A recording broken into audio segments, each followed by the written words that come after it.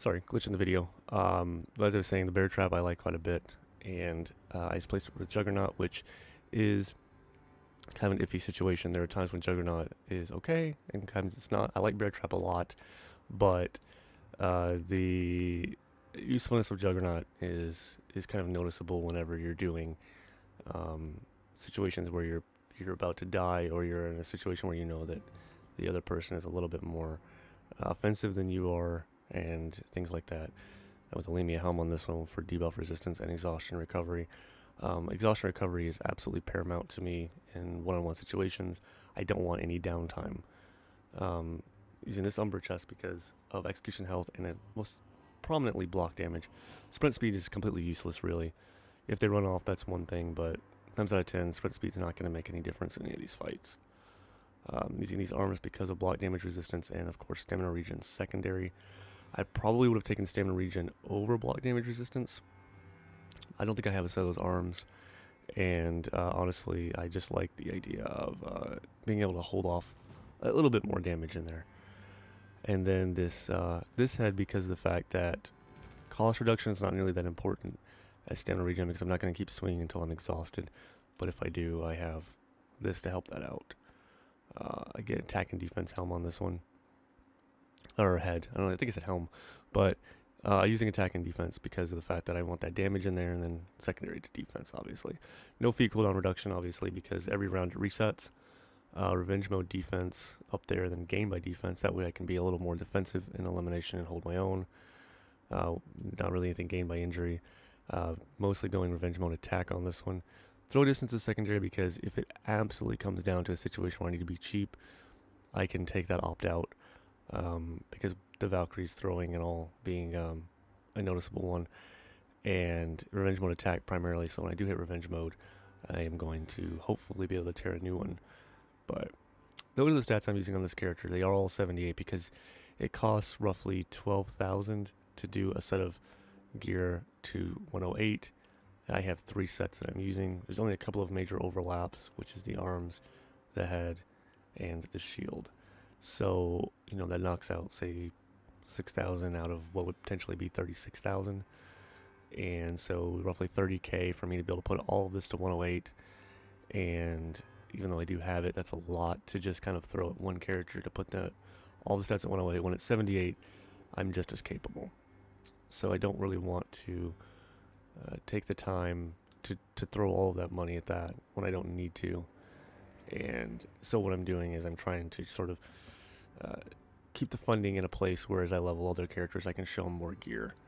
And at 78, honestly, the character does fine. As you can see, between 78 and 108, for instance, with the helm, the exhaustion recovery would fill that little area up to full.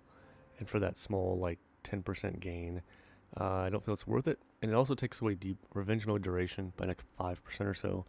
So, I don't know, 78 seems like a really balanced position for this character for all that I do, and I'm very happy with it. I don't know how many characters I'm actually going to take and put to 108 itself, because I don't feel like it's a big deal. And also I've noticed 108 characters get targeted a lot because people want to go beat down the 108. And there are situations such as with the Warden where that never happens. My Warden just eats face because that's what Warden does. But with like the Valkyrie and all, I'm not as good with them, and I'm not saying I'm good with the Warden either, but you know. And I don't feel like I can pretty much handle my own. And so creating a bigger target for myself only hurts my team more, and I try to stay away from that. So that is where my Warden is now. I do have the Asger set. Videos are up on that as well. I don't have all the sets complete. I do believe I'm missing the pieces for the Zareth. I think I had the shaft, I got rid of it by complete accident. One of the main sets I don't have the complete set of is the Amamira set, which of course I was just using that shield, but I don't have the guard, or the shaft. I said guard, the shaft. Sorry, it's very early when I'm doing this. It's about 5 a.m. So I don't have the gyro set done. I don't have, there's only a couple. There's the Asger head. There's a video for the Asger set if you'd like to see it as well. The Z-Hark, I only have the head. I have no idea about the rest of the set. I don't know if this is a rare set or not, but I've only found the head. I think. I may have found the shield. Maybe? Did I? I did. I found the buckler. So I don't have the shaft.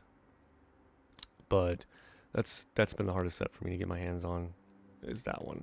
I don't know the rarity of it or anything like that, but that's the case. Well, most of these I think are up in videos already, so that should be done. The Amamura is the one I'm really wanting to finish so I can get the video up, but I may upload it incomplete. So keep an eye out for that. And of course the Harvard, I don't know. The Harvard set is already up.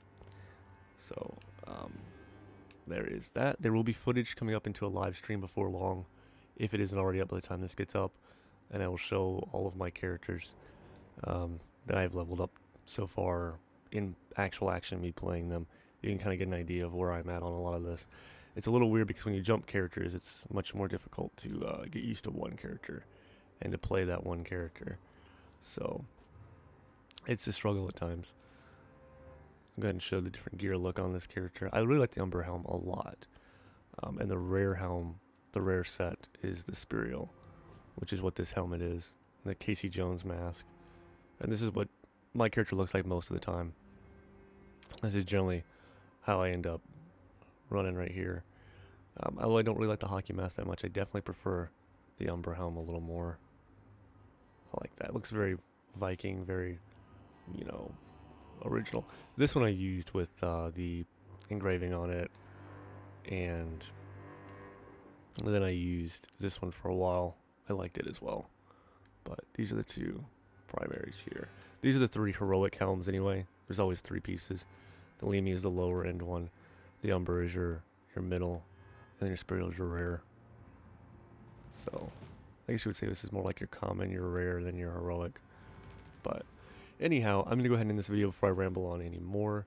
If you guys have any questions, please let me know. Before you say anything else, I know I'm not top tier Valkyrie or anything, so, you know, cut me some slack there.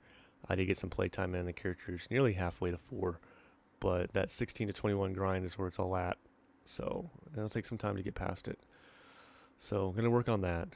Maybe on the live stream I'll be able to get some progress here.